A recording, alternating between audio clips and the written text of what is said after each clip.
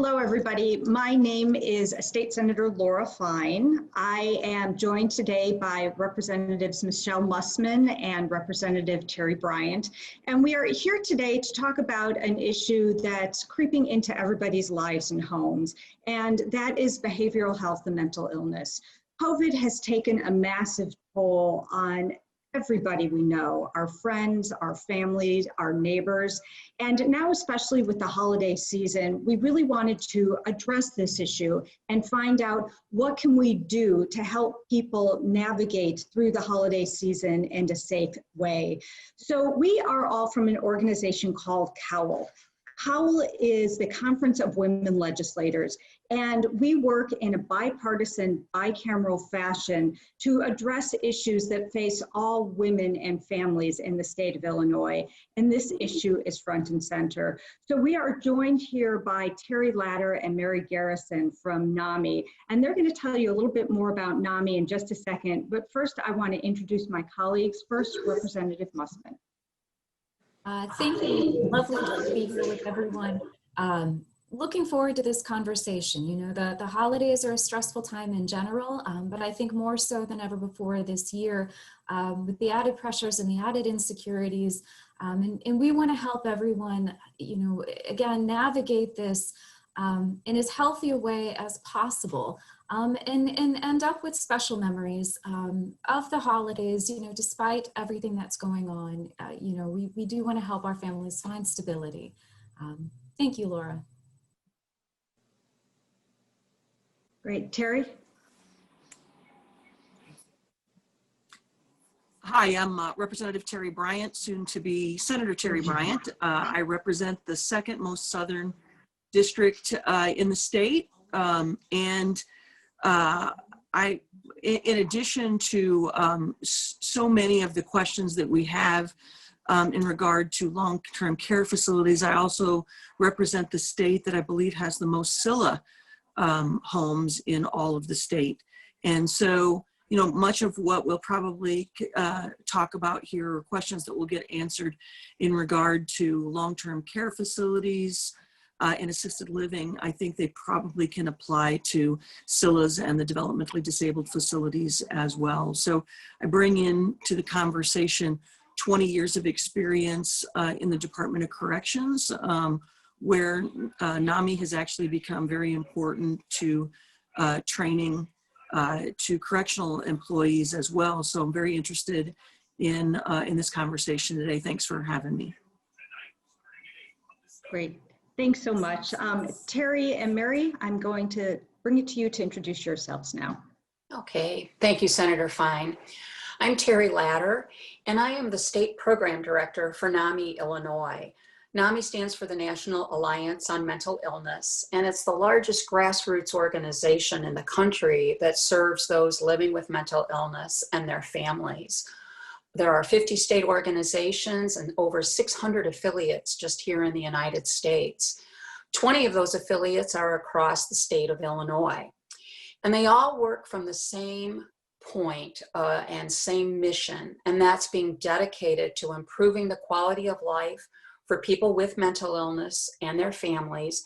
And we do that through support, education, and advocacy. And we appreciate you asking us to join you here today. Mary, I'll turn it over to you. Thank you, Terri, very much, and thank you for having us. So my name is Mary Garrison, and I'm a professor of social work at Millikan University, and I've been working with NAMI, alongside NAMI, for many, many years. I'm a former NAMI Illinois board member, and we're currently doing some work on rural mental health. And so it's been a wonderful partnership, and I've enjoyed that over my years. And so Terri and I really hope to again, put a framework together today that will help kind of address, again, the areas of concern of we're in a pandemic and we have holidays coming up. So I'm going to, with that, start the presentation here and share my screen. Here we are. So our presentation today is called The Holidays, the Pandemic, and Our Mental Health. And so today, we hope to provide context and support for all of us to manage our mental health, not only, again, during a pandemic, COVID-19, but over the holidays. We know that this year has stress like no other. And with the holidays already in full swing, Christmas is right around the corner, Hanukkah is being celebrated, we have Kwanzaa. There are added stressors, as there are every year. And so I wanted to really set the tone today by asking, what are you feeling? To be thinking about what those feelings are. I imagine that many of us are feeling some anxiety that might include feeling overwhelmed, maybe some fear. We can have a lot of worry. We might feel a lack of control. There could be some guilt, and also stress, as well as kind of the area of feeling some depression that might include feelings of sadness, apathy, confusion, and isolation. And we may be feeling multiples of these at one time. One enough is a lot, but when we mix these together, it's a lot to handle.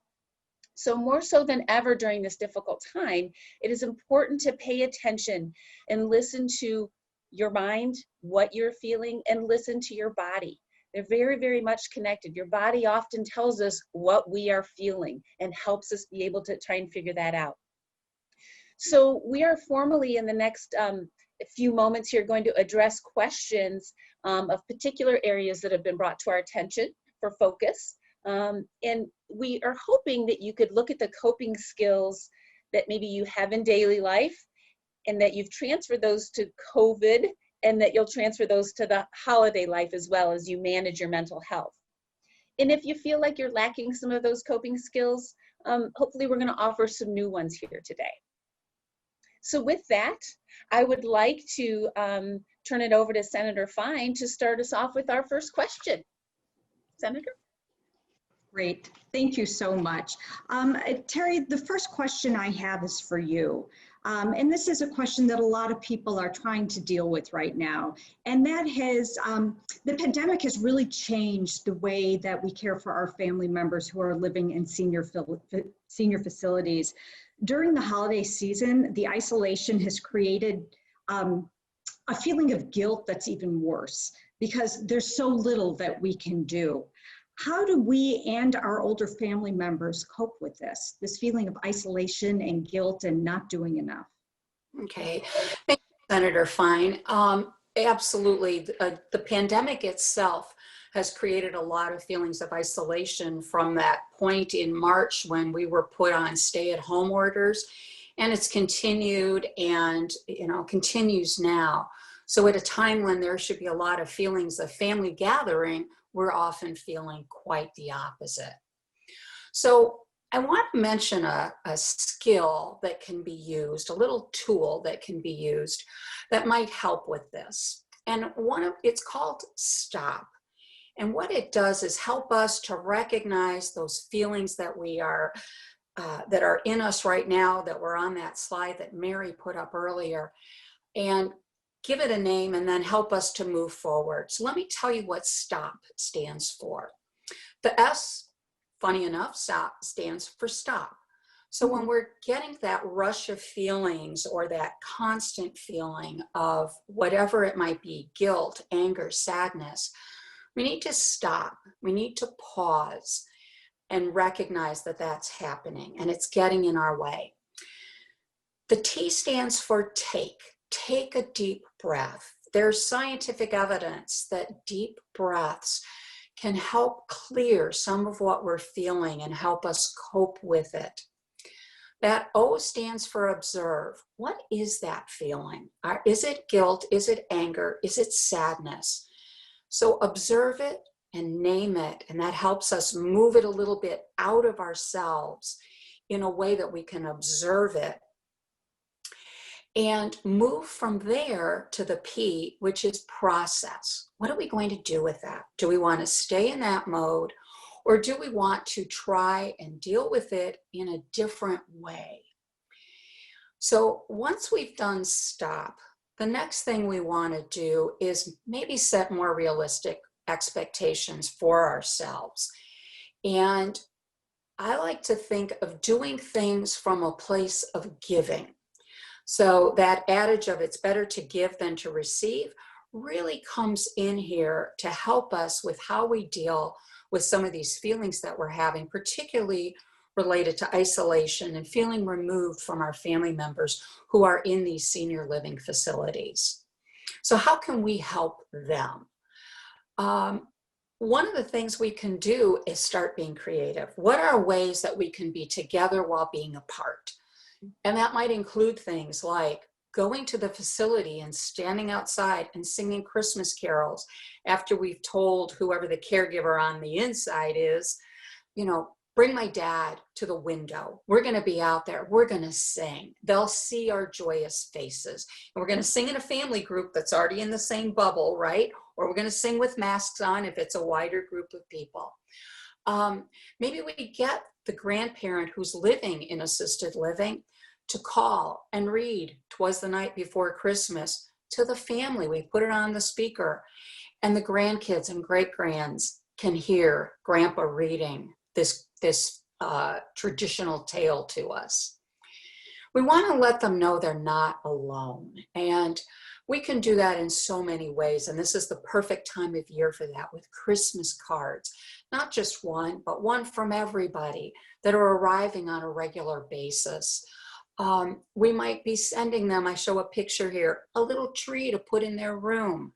You know, things that are going to make it a little more celebratory for them. Phone calls that are coming from various members of the family. You might set up a schedule, so someone different's calling every day. Maybe have a special meal delivered to them, so they're not having to eat the food that the facility is providing.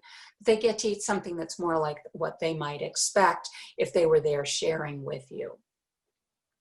And it's really important to keep those folks in senior living facilities engaged. Maybe we send them things so that they can write letters to the troops, or maybe write letters to other people or living in the facility with them, so that others are receiving cards that they might not otherwise get.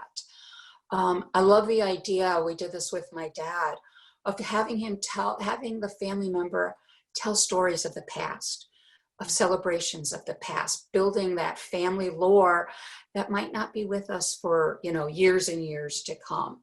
So, you know, there's lots of different ways that we can involve our family members this year, even while we have to stay apart. And I'm going to turn it over to Representative Mussman to take us into the next area. Thank you, Terry. So one of the things that I know I'm hearing a lot about in my community, and we know this is a problem across the state and nationally, is people have very different views about, you know, the severity of the pandemic and what to do about it. And we have family members that want to hold the holidays exactly the same as always, with big family gatherings and everyone around the dinner table, and other family members who think it's a very bad idea to get together and meet in person. They don't want the family members to go and see their elderly parents. And there's a lot of divide and a lot of tension and friction over that right now. So do you have suggestions on how we can manage these, you know, very special and important interpersonal relationships at this time? Absolutely. Thank you, Representative Mussman. You know, the holidays themselves oftentimes outside of COVID can offer some challenging perspectives when you just gather people together. And so I think the way you put forth that question and comment is so important. And one of the ways that we can begin to manage this is to establish our own needs. So I say something about being self-focused. People don't like to say, you know, I'm only thinking about myself, but if I am self-focused on what my needs are what I need, and I do a self-inventory, then I'm going to be a better participant and I can respond better to my family members and those that I'm gathering with or seeing virtually. And so we need to ask, what do I need to get through the holidays? So in particular, maybe it's just across the board the holidays, but maybe I'm going to a particular gathering and that one is a little more stressful than another one. Maybe those perspectives are very different with this one group than another. And so thinking about how to make it enjoyable and what you need to do that. And Mary, can I ask you to advance the slide? Absolutely, Terri. Thank you so much. And in order to do that and establish those needs, part of that is setting those boundaries. What will you be willing or unwilling to participate in? And as you indicated, some people are saying everybody should gather or we shouldn't. And what are your boundaries that you are going to establish for yourself?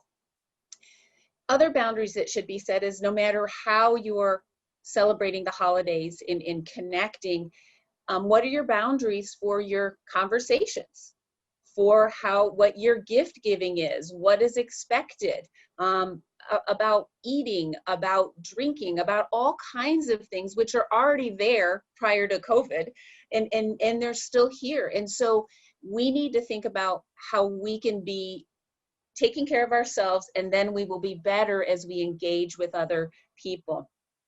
And Terri talked about this a little bit before, about this deep breathing that's really important when she talked about stop. So utilizing mindfulness can be very, very important. So simply taking a moment, stepping away, having a deep breath, regrouping, and let whatever someone said or how you respond, and how you responded to that, to just, okay, what do I need to do? Do I need to let that go? Is it important for me to respond right now? How do I need to handle that? And that really helps support, I think, what Terri's talking about is that stop, because we tend to react. And so using that mindfulness can be really helpful. We also need to manage our expectations. This is essential, as this obviously compared to no other. There are different expectations for us. And we need to be realistic and honest with ourselves and our family and our friends about what our expectations are and what others' expectations are of us. We might have to have those really difficult conversations of like, what's this gonna look like? And I had to have a difficult conversation about a visit to my parents for their 60th wedding anniversary and a big celebration. And we finally just said, we can't do anything. It's not okay to do that. It's putting people in harm's way. That was our perspective, but we laid it on the table. We heard everybody's feelings, and then we figured out how to celebrate that. We also need to potentially those conflicting perspectives that emerge often during the holidays, and specifically related to kind of where we are today in our country, is we need to think about what topics we're going to avoid and choose to engage in. What is beneficial for us to steer from that can add to conflict? We don't want to fuel the fire, and we want to enjoy the family that we have and the connections that we're having. Maybe doing that from a general perspective. So Terri and I have been talking a lot over the last few weeks, and some different ideas that we both kind of shared about. And one was, she talked about something called degrees of separation. How do you talk about who we know, who's famous and who's connected, and we can say, oh my gosh, I have a friend who knows so-and-so knows so-and-so, and how close we really are as a community and as a country, that somebody knows somebody, and that's really fun to know and get to know how they've known each other. And so that's kind of a general topic that we can talk about. I think the other could be sharing a funny family story that always makes everyone laugh. Terri and I both shared about stories with each other, but back in our day of that, I have a story 30 years ago that we still say it and we belly laugh every time. I am the main person who did something really goofy. The family just laughs like we've told it for the first time. And that really eases things. And so if we can kind of bring things like that of what pulls us together as a family and where that core is in our friendships, I think that could be really, really helpful. So I'm going to now step forward and ask that Representative Bryant take the next question. Oops. Representative Bryant, you're on mute. Thanks, sorry about that. I was sharing a little bit earlier with some of the participants that my family is hosting a student this year from Thailand.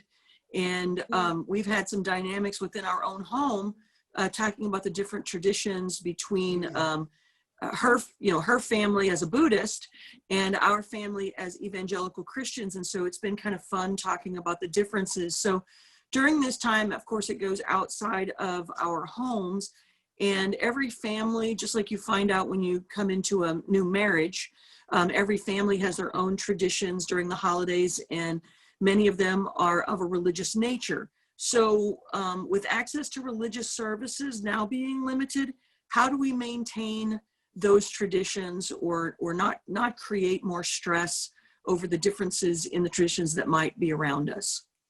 Okay, I'm going to take that one, and thank you, Representative Bryant. That really is kind of at the core of a lot of what's going on right now in terms of impacting the holidays. Probably the first thing we need to do is just acknowledge that some traditions aren't possible this year. The church that I attend is asking that people over 65 not attend church services. This has been going on since the very beginning. I was a regular churchgoer, and I'm over 65, and I've just had to accept that's the way it is. And it's going to feel even more different as we approach the Christmas services. So I've had to just accept things are different this year. You have to bring yourself to a place of peace with that.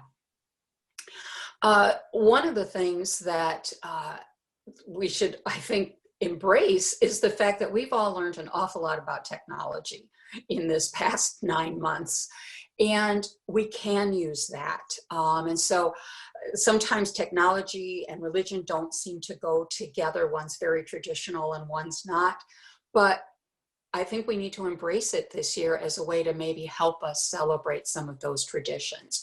So what are some of the things that we can do to bring our religious traditions into our homes? Because that's perhaps where we're going to have to be.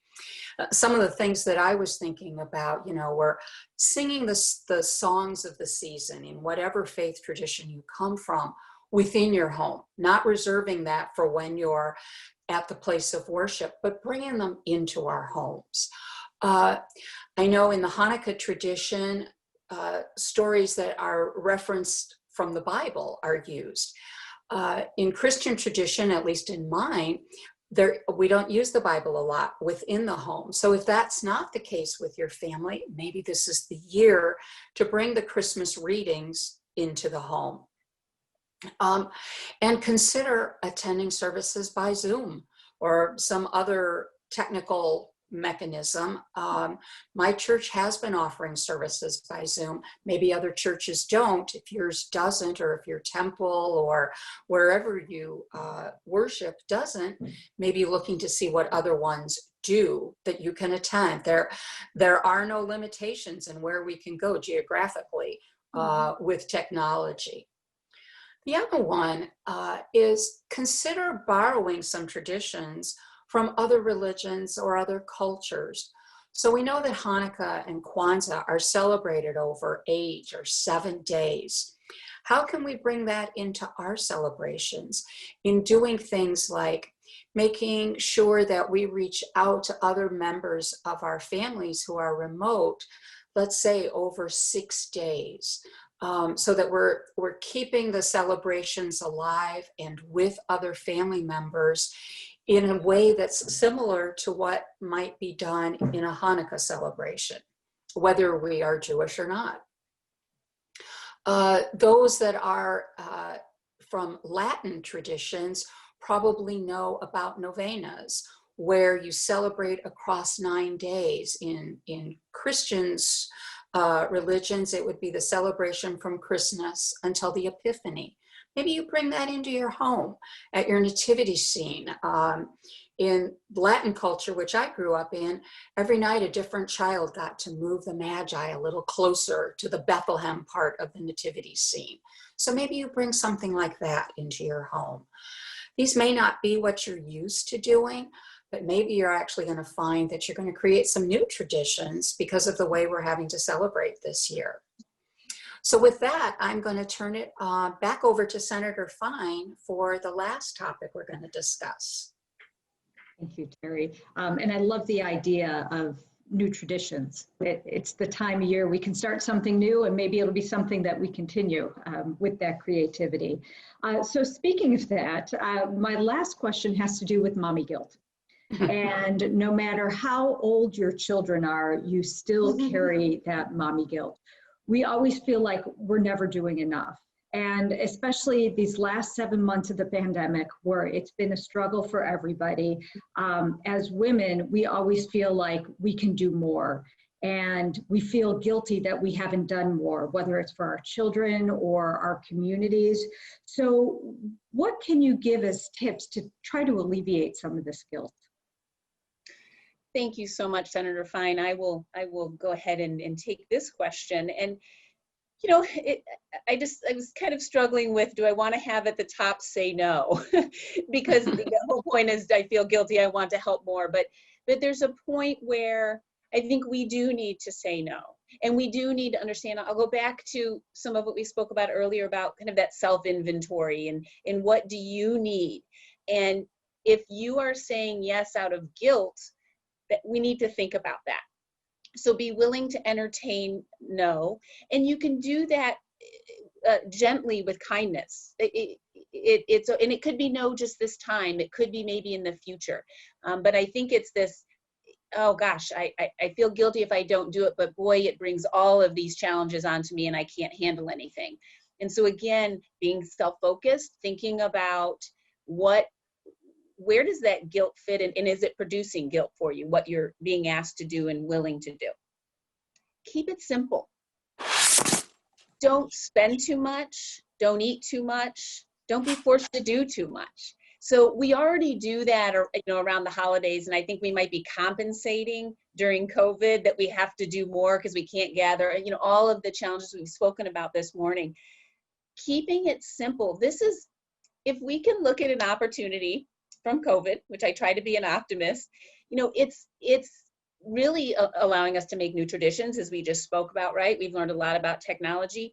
If any time for us to take a break and to say, I'm not going to take on too much, this is a great time to do that. Keeping it simple, and then hopefully that will reduce some of that guilt that I overspent. Maybe I did way too much this year and I'm exhausted and I didn't enjoy that time. We also need to say no to perfection. A mother myself of a 28-year-old, I've wanted to be that perfect parent for his whole life and still do. But it's about, what is perfection? I'm not sure. We set that up in our own minds. And we often compare ourselves to other parents, and especially with social media, we have a lot of those comparisons. And what we know is that what happens in our homes, no one's perfect. Absolutely no one's perfect. And so move that saying no to kind of doing too much and then I can't take it on, to rethinking what is perfection and what do I need to feel okay. We also need to focus on what we have, not what we wish we could have. We can wish and wish and wish that we want to gather and have a traditional celebration this holiday, but we can't.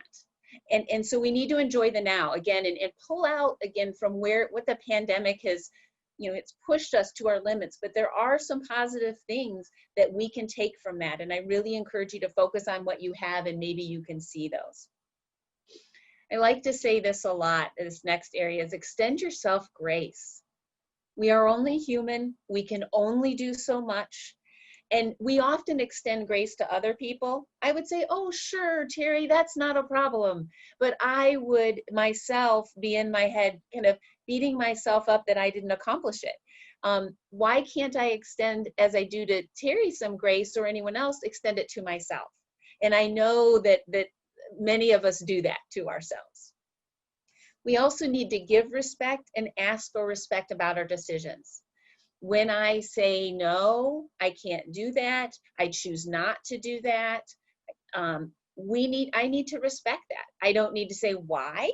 I just need to respect it. If you'd like to share why, I need to respect you, and I need to ask that I'm honored and respected as well. And that's all about taking care of ourselves, right? Putting ourselves first. It doesn't mean you forget anybody else, but that could help alleviate that guilt maybe a little bit that we feel oftentimes, particularly during the holidays and more so during COVID. So this is our last question that was a formal question. And I now want to, I think Senator Fine, I'm going to go back to you to see if there's any more questions from the group that we might have, that if we have time we can entertain. So unfortunately, we're running short on time, but I have to say, during this presentation, I learned so much that is really going to help me get through these next several weeks and through the holiday season. I'm walking away knowing I need to stop. I need to take a breath. Yeah. I need to use mindfulness, set reasonable expectations, and keep things simple. And just know that one day we're going to be able to look back on, you know, the pandemic holiday season of 2020. And Mary, just as you said, hopefully we'll be able to find some humor and some funny family stories and be able to look back and laugh. So Terri and Mary, I want to thank you so much for your advice. And with that, if Representative Mussman and Bryant would like to say any final words.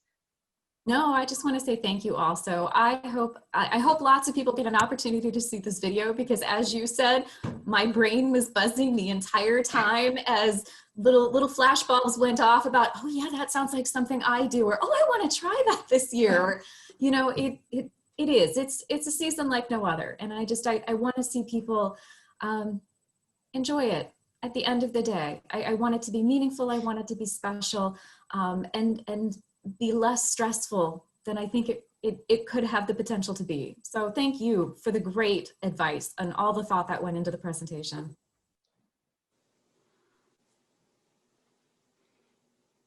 You're on mute, Representative Bryant.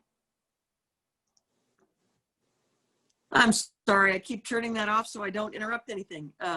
Thank you for the presentation today, much appreciated.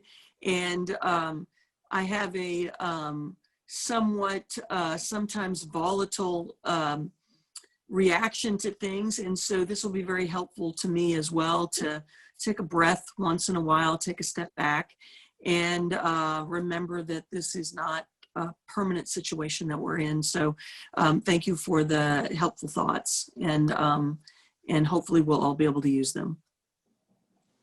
So with that, Terri and Mary, I want to thank you so much for spending the time with us today. And to NAMI, everything you've been doing over a lifetime, but especially in these past several months, has really been a lifeline for so many people. And we really appreciate all the work you do. So like everybody said, I really hope people get the opportunity to watch this, and it will really make a positive change in so many lives. So thank you all for joining us today. And thank you to COWL and to NAMI, and have a great holiday season.